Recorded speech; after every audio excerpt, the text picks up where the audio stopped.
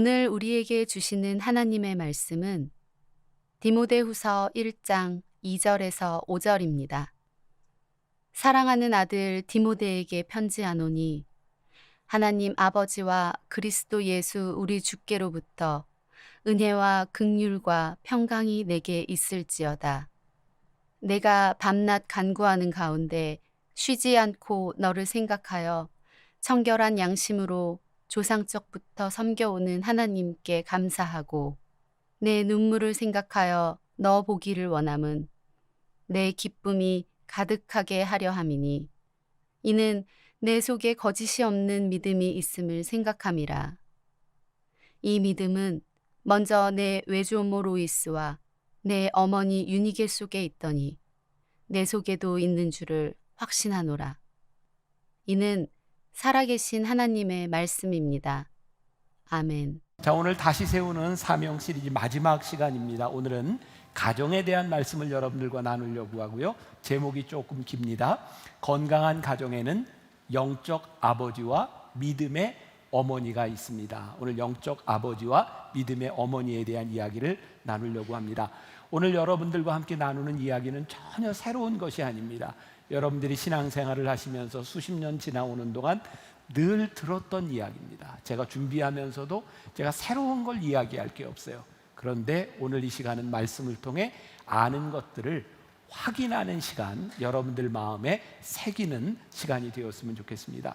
오늘 사도 바울이 영의 아들 디모데에게 편지한 내용이 본문 말씀이고요. 오늘 이 말씀을 통해서 저는 두 가지를 생각하게 되는데, 하나는 영적인 가정을 이루는 일과 또 하나는 육적인 혈통으로 내려가는 믿음의 가문을 이루는 일. 그러니까 영적인 가정의 모습과 육적인 믿음의 혈통이 중요하다는 말씀을 드리려고 합니다. 오늘 사도 바울이 이렇게 편지를 하고 있죠. 사랑하는 아들 디모데에게. 디모데는 사도 바울의 육적인 아들이 아닙니다. 그의 영적인 아들입니다. 그러니까 오늘 말씀을 들으면서 나는 믿음의 부모님들이 없는데 괜찮아요. 이 디모데에게 축복인 것은 이 디모데의 아버지에 대한 이야기가 나오고 있지 않은데, 사도 바울이 그의 영적인 아버지가 되어요 아들에게 이야기하고 있는 거예요.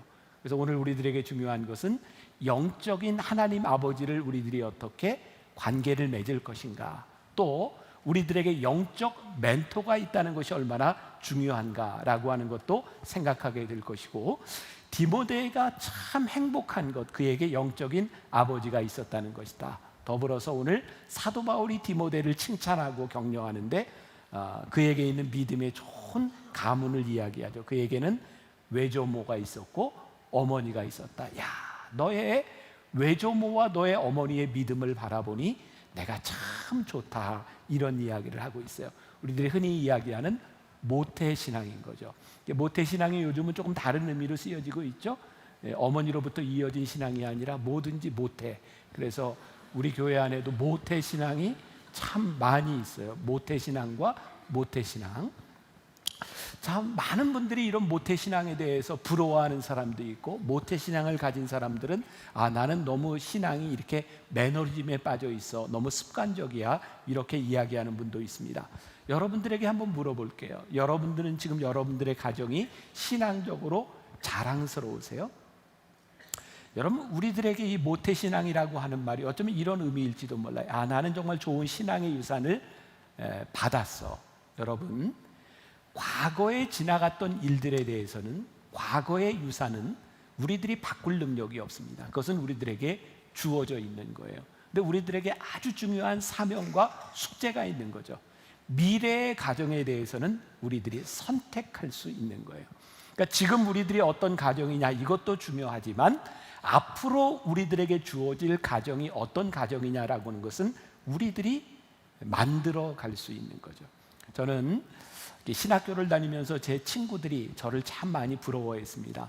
요즘 한국 사회에 금수저, 은수저, 흙수저 이런 말들이 굉장히 자조적으로 쓰이고 있는데, 사실 우리들이 조금만 생각하면 금수저, 이게 나쁜 말은 아니거든요. 저는 교계에서, 이 기독교 계통에서 금수저로 통하는 사람입니다. 왜일까요? 저희 아버지가 목회를 하셨던 분이고 저도 목회를 이어받았고 또 제 아들도 신학을 하고 있으니까 이런 신앙의 대를 이어가는 금수저라고 이야기할 수 있는 거죠.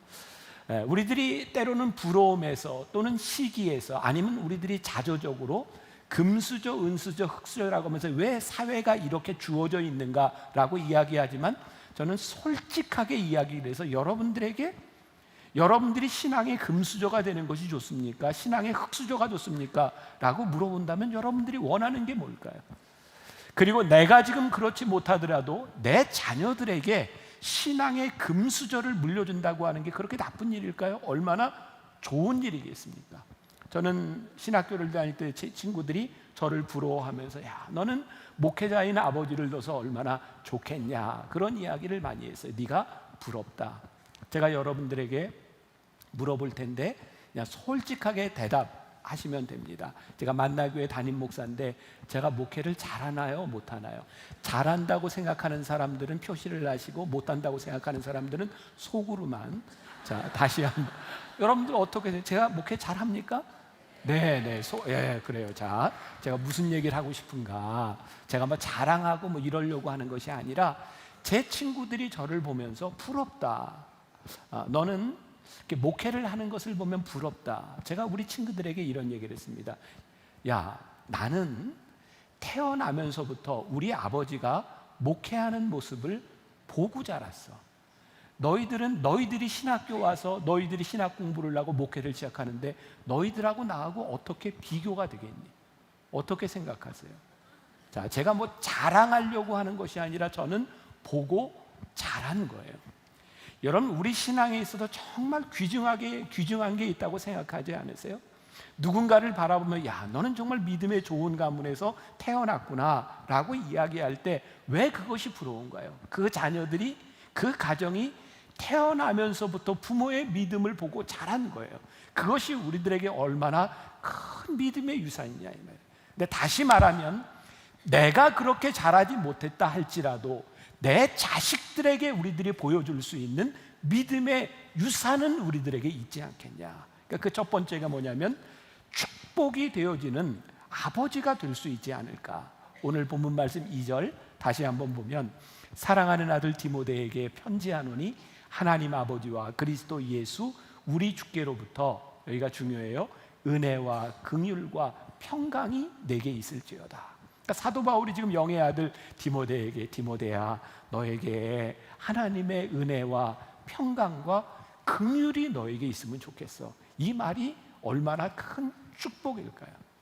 지금 아버지인 여러분들이 자녀들, 자라는 여러분들의 자녀들을 바라보며 물질을 물려줄 수도 있고 다른 거 좋은 거 해줄 수 있을지 몰라요.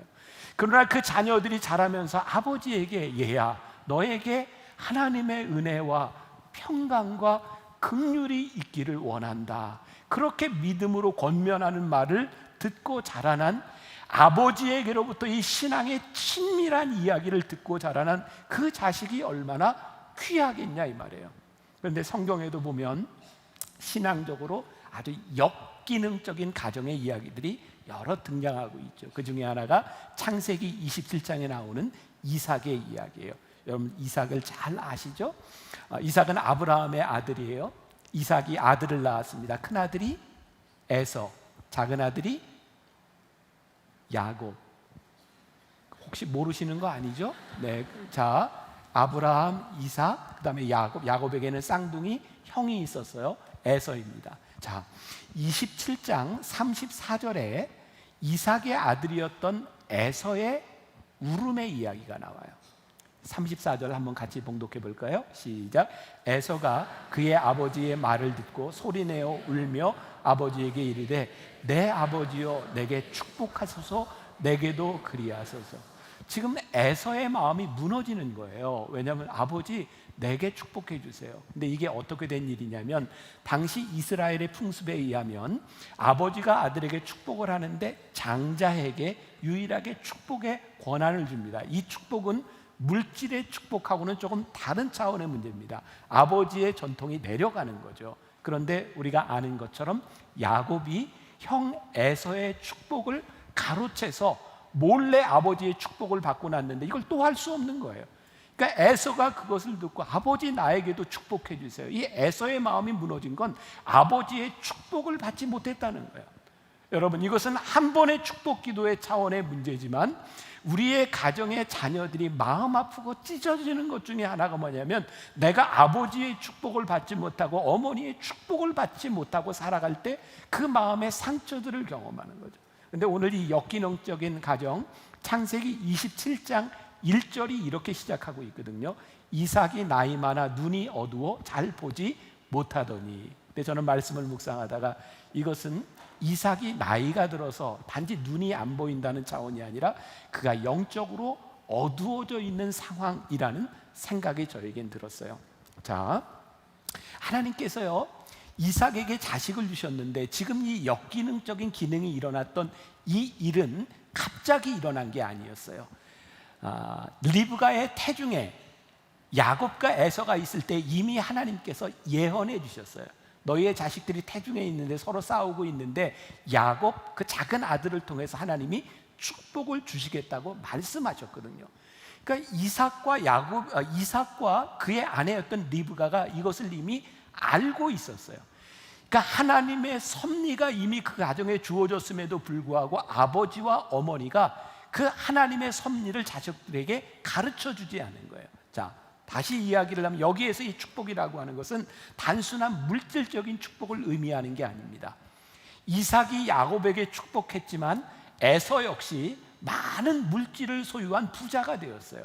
야곱도 물질을 소유했어요. 그러니까 이것은 물질에 대한 문제가 아니라 축복의 흐름에 대한 문제였거든요. 그러니까 어머니와 아버지가 이 자식들에게 우리 집안의 믿음의 혈통과 하나님께서 이렇게 역사하신다는 것을 잘 가르쳤더라면 이렇게 역기능이 일어나지는 않았을 거예요.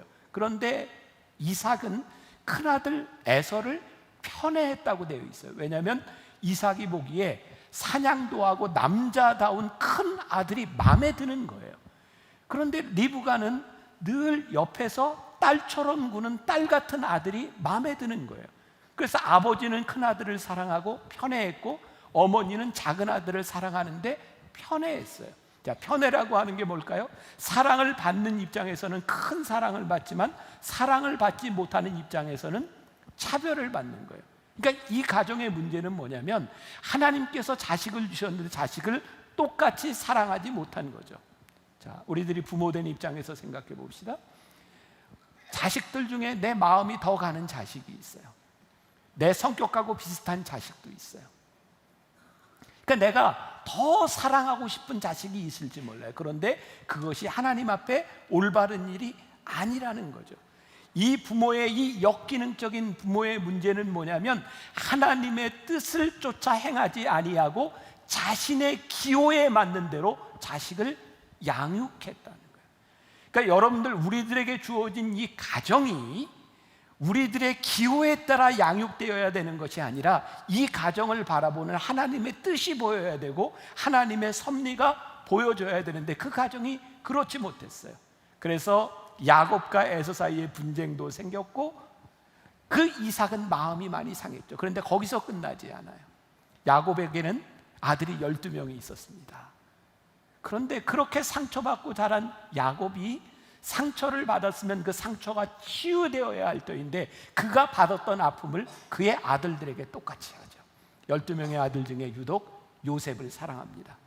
나머지 아들들이 아버지에게서 상처를 받았고 상처받은 아들들은 아버지가 제일로 사랑하는 그 아들을 죽였다고 거짓말을 하고 아들을 팔아버려요. 그럼 참 무섭지 않아요?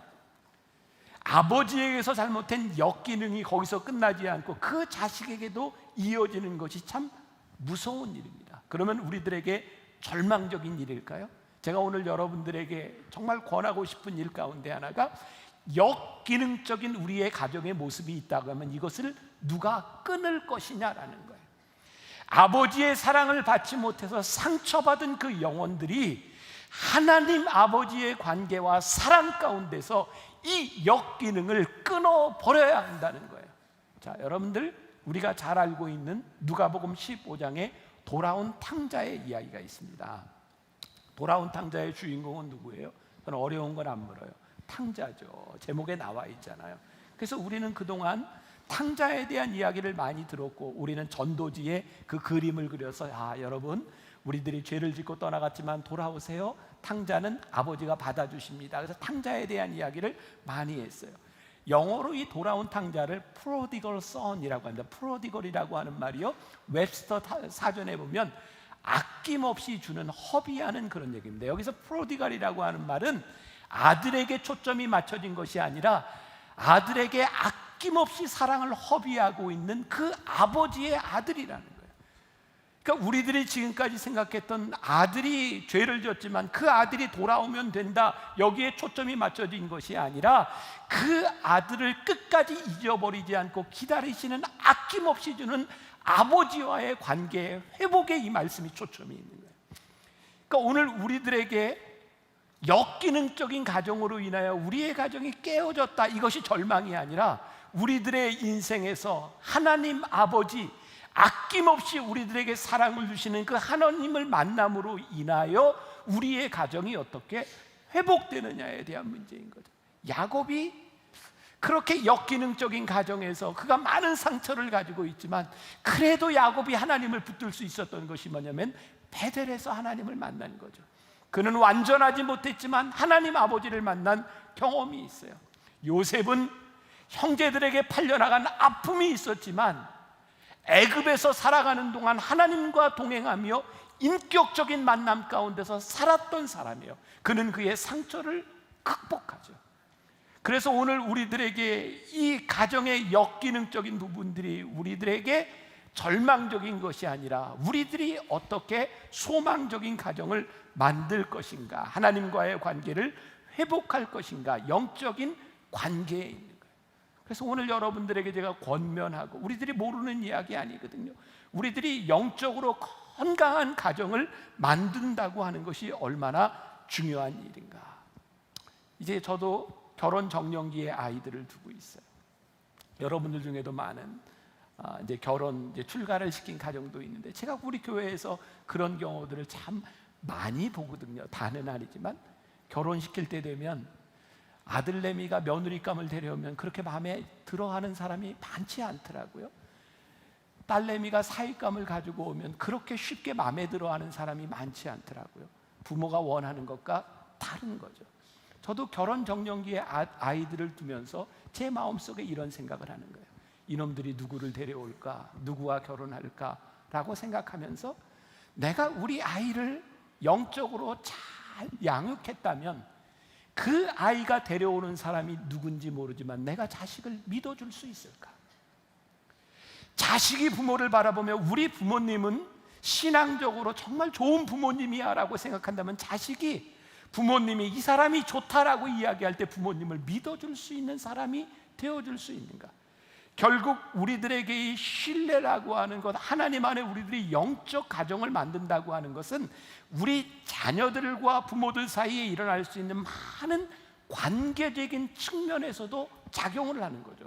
결국 내 호불호에 대한 것이 아니라 하나님의 관계 속에서 우리의 가정을 볼 수 있는 것, 이것이 영적인 아버지가 자녀를, 가정을 이끌어갈 수 있는 방법이 아닐까. 자, 이제 우리들에게 믿음의 대를 이어주는 어머니에 대한 역할도 이야기를 해보려고 그래요. 자, 3절과 4절과 5절을 보세요. 여기에 여러분들이 혹시 성경을 가지고 있다면 청결한 양심, 거짓 없는 믿음이라고 하는데 이렇게 줄을 그으면서 한번 같이 보겠습니다. 3절, 4절, 5절 같이 봅니다. 시작.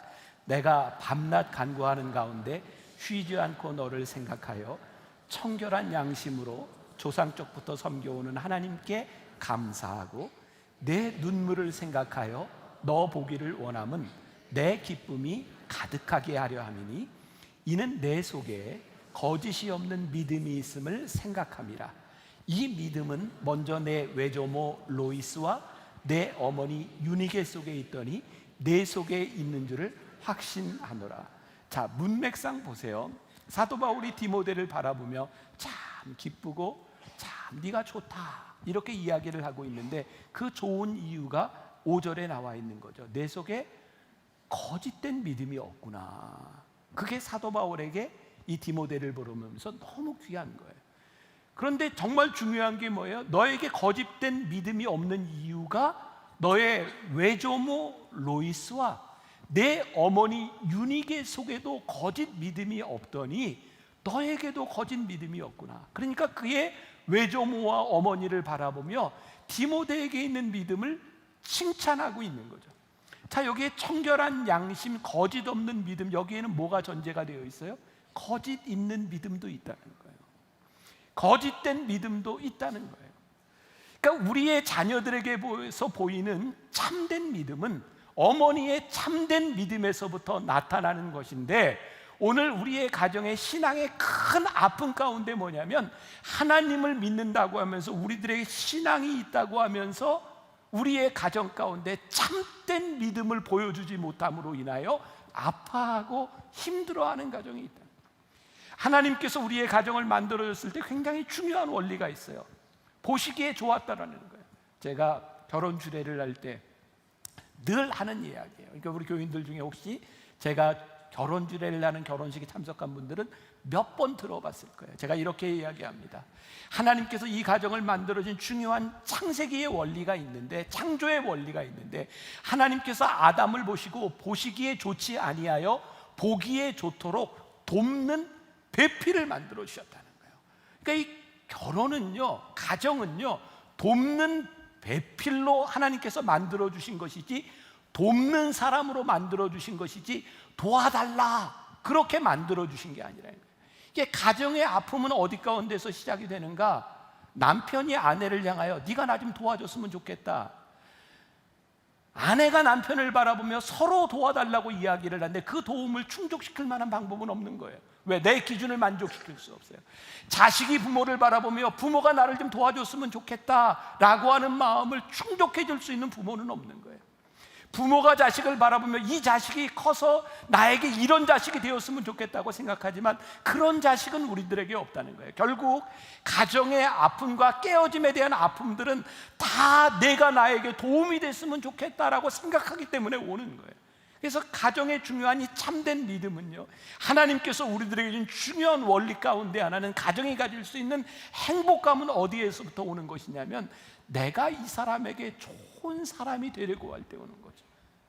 제가 어제 토요일에 예배를 드리며 설교하면서 토요일 예배 나왔으니까 우리 지금 10시, 12시 예배가 너무 비좁아요. 그러니까 토요 예배 좀 나오세요. 네, 네?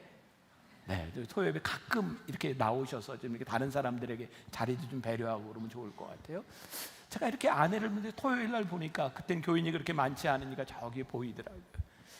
제가 설교 시간에 아내를 향해서 그렇게 이야기를 했어요. 요즘 제가 아내에게 도움이 되려고 노력을 많이 하거든요. 정말 좋은 남편이 되려고 노력을 많이 해요. 내가 조금 더 이런 생각을 일찍 했다라면 내 아내가 더 행복했을 텐데 어떻게 생각하냐고. 그랬더니 제 아내가 격하게 고개를 끄덕끄덕했어요. 제가 진짜 노력하거든요. 여러분들 중에 많은 분들은 아시지만 저희 딸아이가 조금 아픔이 있잖아요. 근데 요즘 우리 딸아이가 엄마 옆에 붙어서 설거지를 해요. 엄마 설거지 내가 한다고. 어제 아침에 제가 처음으로, 우리 딸내미 태어나고 처음으로 우리 딸내미가 커피를 타서 저에게 갖다 줬어요. 정말 여러분들이 생각하기에는 아무것도 아닐지 모르겠는데 너무 행복한 거예요. 너무 감사한 거예요. 아마 오늘 아침에 제 아내가 그랬던 것 같아요. 30년 결혼 생활을 하면서 이렇게 행복했던 때가 없었던 것 같아요.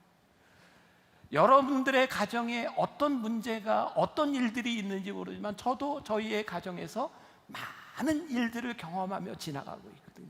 그런데 가정의 행복감이 어디에서 오는가? 내가 누구에게 조금 더 도움이 될 수 없을까? 내가 돕는 배필이 될 수 없을까? 그것이 우리들에게 이 가정을 만들어주신 참된 믿음으로 우리들이 고백되기 시작할 때, 채워지지 않는 만족감 때문이 아니라 내가 누군가를 채워줄 수 있는 행복감이 우리들에게 만들어지는 거죠. 그러니까 여러분들에게 제가 분명히 구분해서 말씀드리고 싶은 게 있어요. 잘 기억하십시오. 제가 이렇게 이제 만나교회 담임이 돼서 여러분들에게 미안하고 죄송하고 우리 성도들을 다 신방하지 못하고 다 관심 갖지 못하는 거죠. 근데 저에게는 제가 담임 목사가 되기 전에 만나교회에서 이렇게 교구 목사를 하면서 오래전에 만났던 교인들은 저에겐 좀 특별해요. 죄송합니다. 여러분들 다 똑같지는 않은 것 같아요. 그때 제가 어렵게 이렇게 신방하면서 만났던 교인들, 그 당시에는 만나교회 성남교구라는 게 있었어요. 성남교구는 그때 막 이렇게 좀 어려운 분들도 많이 있었고요. 그때 교구를 만들면서 신방을 할 때 그때 한 15, 16년 전에, 벌써 17, 18년 전이네요. 그때는 정말 에어컨이 있는 집이 별로 없었거든요. 여름에 신방을 하면 제 엉덩이에 땀띠가 이렇게 다 날 정도로 그렇게 쉽지 않은 일이었어요. 근데 그때 만났던 교인들, 그때 어려울 때 만났던 교인들은 저에게 정말 이렇게 특별한 감정들이 있는 것 같아요. 지난주에 어떤 성도가 저는 이제 오랫동안 보지 못했는데 저를 바라보고 이렇게 신방을 요청을 했어요. 그래서 지난주에 이제 신방을 갔다 왔는데 저도 신방을 하면서 참 굉장히 이게 당황스러웠어요. 무슨 정확한 신방의 내용을 모르고 갔거든요. 갔는데 신방에 가보니까 저도 처음이었어요. 플래카드가 붙여 있었어요. 아이고, 저기 또 사진에 나왔네. 김병삼 목사님께 신방, 저거 꺼주세요. 저거 네, 꺼주세요. 네. 저렇게 이제 신방 플래카드가 붙어 있어서 저게 무슨 일이지? 이렇게 보니까 저 신방에서 이렇게 새로운 사업을 시작하면서 이렇게 예배를 드리는 거였죠. 여러분, 우리는 새롭게 사업을 시작하면서 왜 예배드리죠? 왜 기도하죠? 축복받고 싶은 거예요. 그럼 우리들에게 축복을 받고 싶은 마음이 잘못된 건가요? 아니에요. 당연한 것이고 하나님은 우리를 축복하기를 원하시는 거죠. 제가 신방에서 이런 이야기를 했어요. 오늘 우리가 드리는 이 예배와 이 기도가 기복이 될 수도 있고 축복이 될 수도 있습니다. 많은 사람들이 기독교를 가리켜서 기복 종교라고 비판하는 사람이 있습니다. 그러나 기독교는 기복의 종교가 아니라 축복의 종교입니다. 기복과 축복의 차이는 무엇일까요? 기복은 복을 비는 거예요. 예배를 드리는데 복 주세요라고 예배 드리는 거예요. 기도를 하는데 복 주세요라고 기도하는 거예요. 그것은 기복입니다. 축복은 우리들이 하나님 앞에 축복을 비는데 내가 축복을 받을 만한 사람이 되게 해달라고 기도할 때 그것이 축복이 되는 거예요. 우리의 가정이 기복적인 가정이 될 수도 있고 축복의 가정이 될 수도 있는데, 우리들이 모여서 기도하고 가정 예배를 드릴 때마다 하나님 우리 가정에 복 주세요, 이것은 기복인데, 하나님 우리의 가정이 복 받을 만한 하나님의 사람이 되게 하여 주옵시고 복의 근원이 될 수 있는 믿음의 가정이 될 수 있도록 우리의 가정을 붙잡아 주시고 우리가 그렇게 살 수 있도록 해주세요라고 기도할 때 우리는 축복의 가정이 되는 거죠. 그러니까 우리들이 기복이 되느냐 축복이 되느냐, 그래서 잠언 22장 6절에 보면 아주 중요한 훈련의 원칙을 제시하고 있는데, 마땅히 행할 길을 아이에게 가르치라, 그리하면 늙어도 그것을 떠나지 아니하리라. 그러니까 이 말씀은 무슨 이야기예요?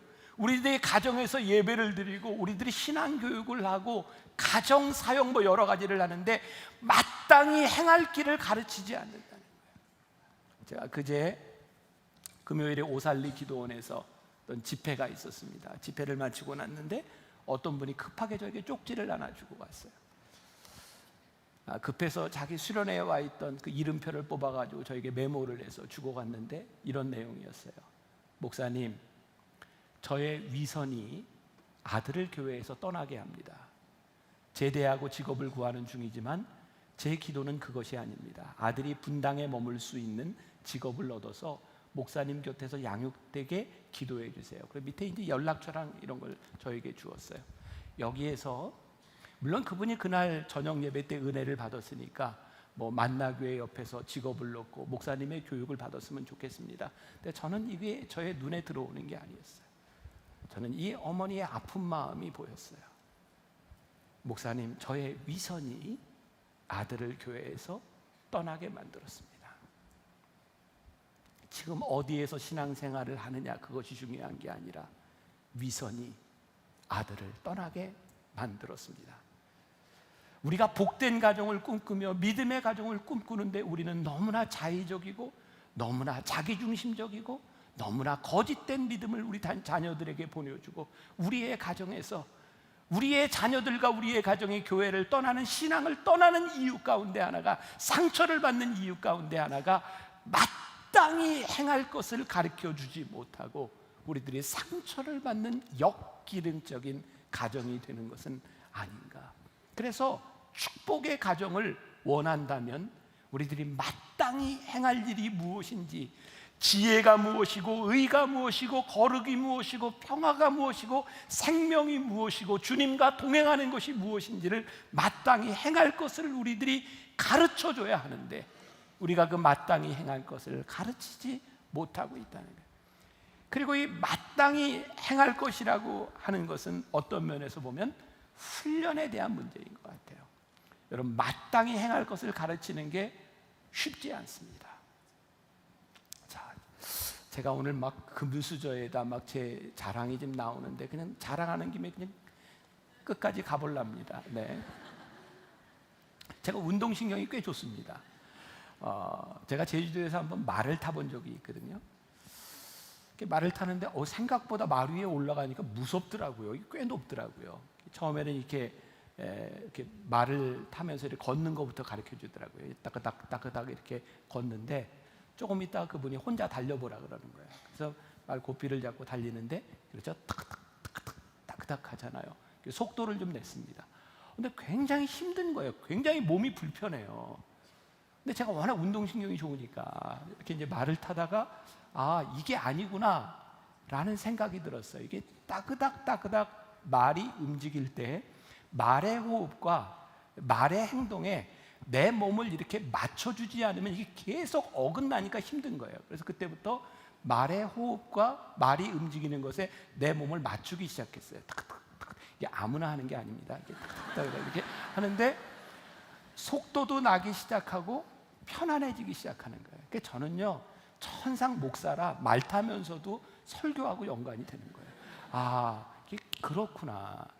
훈련이라고 하는 것이 어려운 일이 아닌데, 훈련을 통해 우리들이 호흡이 맞아가면 그것이 우리들에게 적응이 되는 거예요. 그러니까 여러분들, 우리의 가정이 믿음의 가정을 이루는데 마땅히 행할 길을 우리의 가정에 말씀하기 시작하는 것이 얼마나 어려운 일일까요? 이 세상을 살아가며 우리들이 살아갔던 세상의 원리가 있고 세상의 호흡이 있는데, 마땅히 행할 하나님의 원리들이 가정에 적용되는 것이 쉬운 일이 아닌 거죠. 그런데 이것이 훈련을 통해서 우리들에게 마저 가야 되는 거예요. 그러니까 이게 성공적인 훈련은요, 규칙을 주입시켜 주는 게 아니에요. 이것이 규칙이다, 이렇게 하십시오가 아니라 그것이 우리들의 삶에서 얼마나 자연스럽게 습관이 형성되느냐에 대한 문제인 거예요. 그러니까 다시 이야기를 해요. 우리들이 과거에 지나왔던, 지금 나에게 주어진 상황에 대한 결정권은 우리들에게 없는 거예요. 우리는 지금 과거에 살아왔던 삶으로 우리들이 지금 이 가정을 가지고 있는 거예요. 정말 중요한 것은 앞으로 미래에 주어질 가정에 대하여 우리들의 선택과 우리들의 결단이 있는 거예요. 우리들이 어떻게 만들어갈 것인가, 마땅히 행할 길을 가르치며 우리들이 어떻게 이 가정을 세워나갈 것인가. 저는 만나교회 사역을 하면서 결혼 예비학교도 만들고, 또 우리 마돌와이즈도 만들고, 또 이제 곧 시작하게 될 5년 차에서 10년 차의 젊은 부부들을 가르치고, 또 9월 말부터 제가 남자들과 함께 남성 성경부를 하게 될 터인데, 그 모든 것들을 하는 이유들이 어려워요. 쉽지 않아요. 우리의 인생에서 이 바쁜 사회 가운데서 시간을 내어 말씀을 배운다는 게 쉽지 않은 거예요. 그런데 우리들이 그 습관을 만들어가는 거예요. 이 가정의 중심이 무엇이고 마땅히 행할 것이 무엇이고 하나님의 원리가 무엇인지를 우리들이 배워나가면서 이것이 우리들에게 익숙해지기 시작하면서 이 믿음의 가정의 중심이 세워지기 시작하는 거예요. 그러니까 이것이 세워지기까지 힘든 거예요. 여러분들 한번 그냥 주변을 보세요. 참 많은 것들이 보이지 않아요? 참 놀랍지 않아요? 이렇게 많은 것들이 보이는데 여러분들은 설교 시간에 지금 저만 보고 계셨잖아요. 왜 그럴까요? 여러분들이 저를 보기에 집중했기 때문이 아닌가요? 혹시 지금까지 이렇게 설교를 듣는 동안 저 찬양대 누가 보이셨나요? 네, 보였다면 딴 생각을 한 거죠. 그러니까 설교를 들었다면 여러분들은 제가 보였을 거예요. 여러분들이 저를 보기로 작정했다는 거죠. 그러면 외부에 있는 것이 보이는 것이 아니라 내가 보이기로 생각한 것이 보이는 거죠.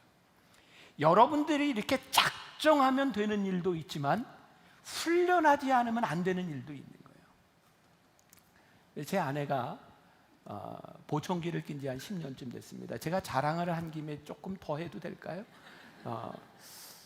지난 3주 동안에도 우리 이열치열 부흥회를 했고 가끔 이렇게 강사들이 와서 이렇게 말씀을 전하는 경우가 있죠. 이건 제 아내가 하는 이야기입니다.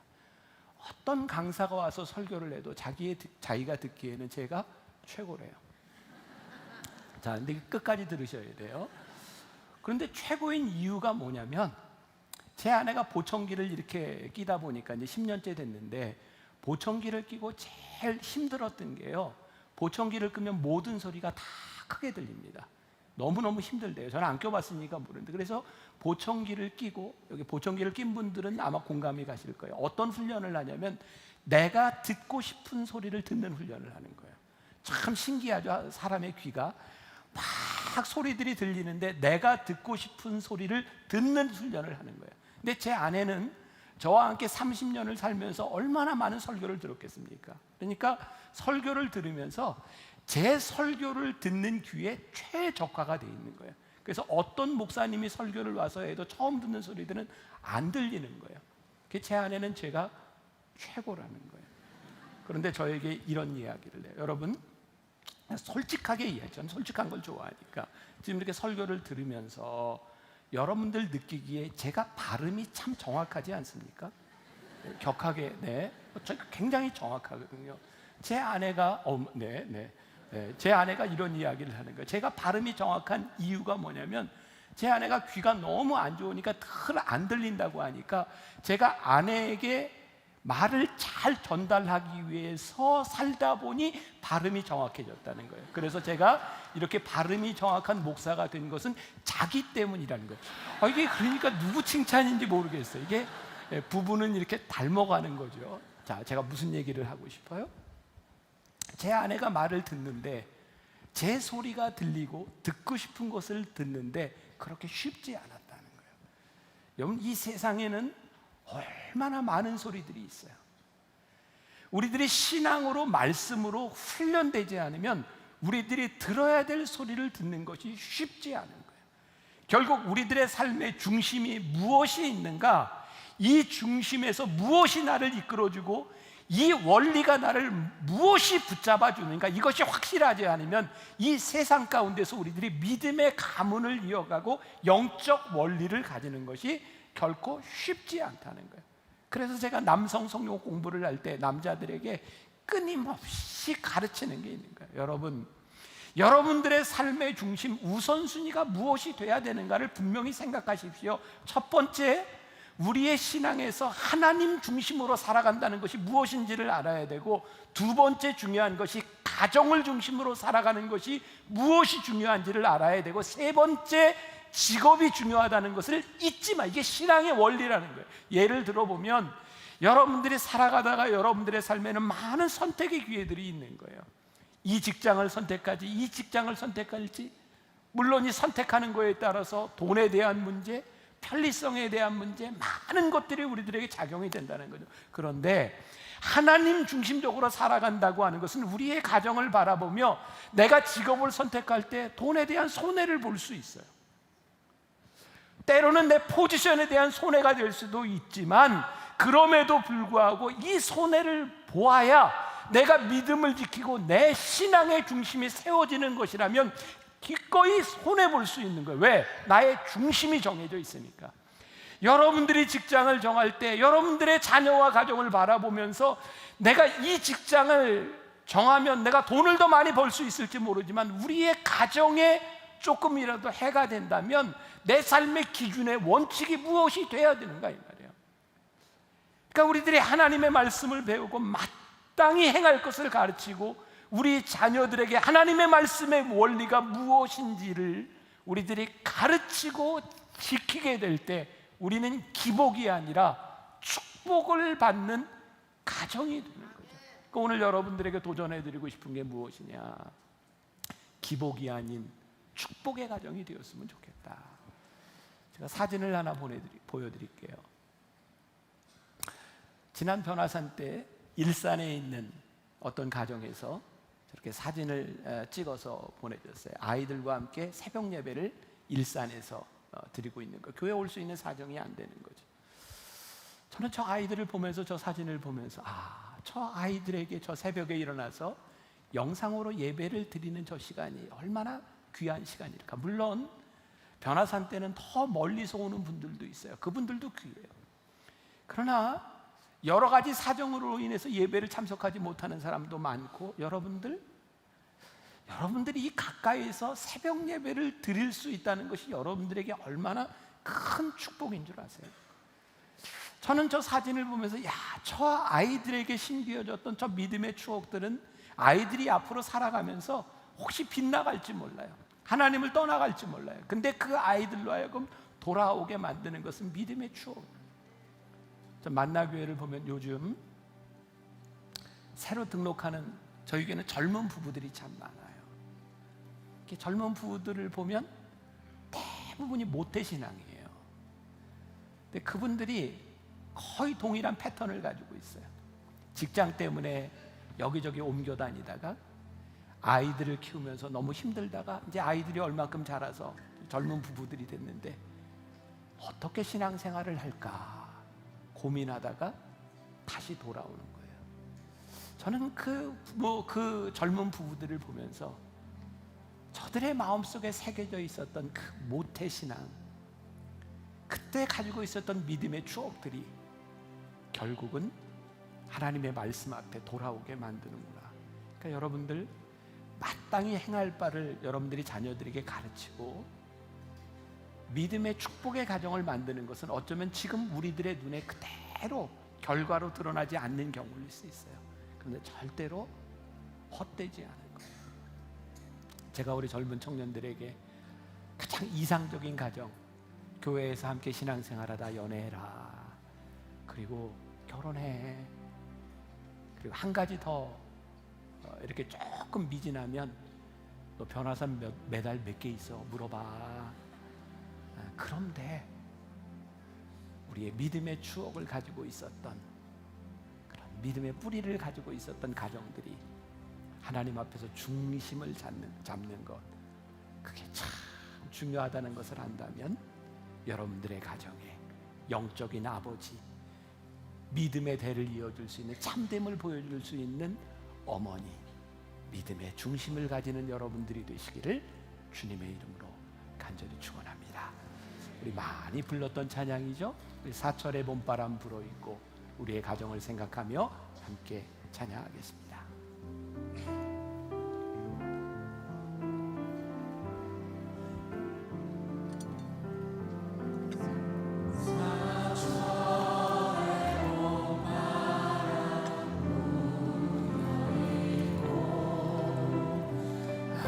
하나님 아버지 모셨으니 믿음의 반석도 든든하다. 우리 집 즐거운 동산이라.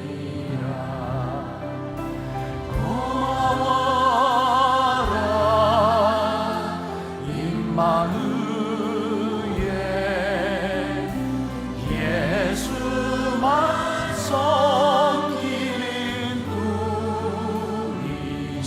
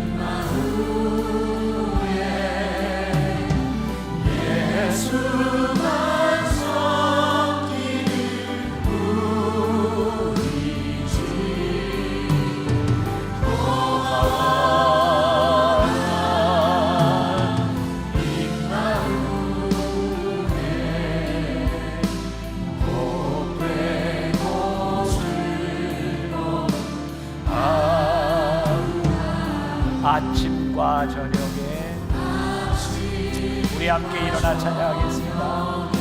수고하여 다 같이 일하는 온 식구가 한 상에 둘러서 먹고 마셔 여기가 우리의 나원이야.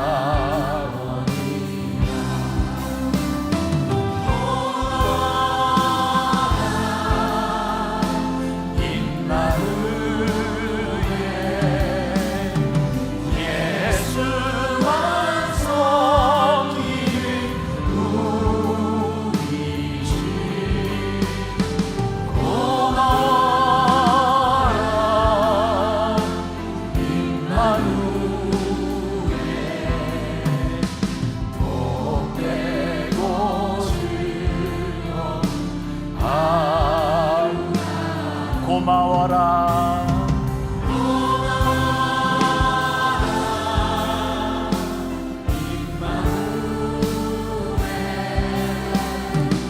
예수만 섬기는 우리 주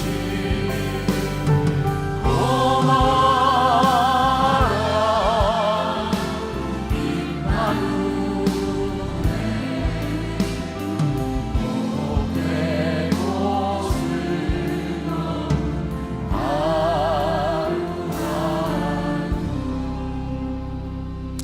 하나님 우리들에게 복된 가정을, 행복한 가정을 보시기에 아름다운 가정이 되도록 우리의 가정을 허락하여 주셨습니다. 때때로 우리는 이 가정에서 너무 이기적이었고 자기 중심적이었고 하나님을 믿는다고 하면서도 하나님의 말씀을 떠나 있었고 마땅히 행할 것을 가르치지 못하는, 그래서 아픔을 경험할 때도 많이 있었습니다.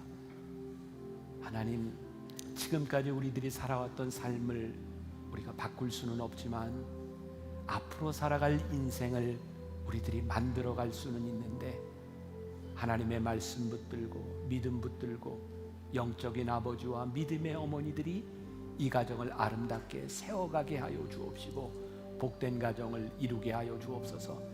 오늘도 하나님 앞에 드려진 귀한 예물, 귀한 헌신들이 주님의 나라를 위하여 아름답게 쓰임받게 하여 주옵시고, 하나님 우리 사랑하는 만나의 성도들 가정 하나하나가 물질로 인하여 궁핍하거나 어려움 당하지 않도록 하나님 도우시고 붙잡아 주옵소서. 지금은 우리 주 예수 그리스도의 은혜와 하나님 아버지의 무한하신 사랑과 성령의 인도하심이 복된 축복의 가문을 꿈꾸며 영적인 가장과 믿음의 어머니가 되기를 소원하며 나가는 당신의 사랑하는 모든 백성들 위해 지금부터 영원까지 함께 하시기를 간절히 축원하옵나이다. 아멘.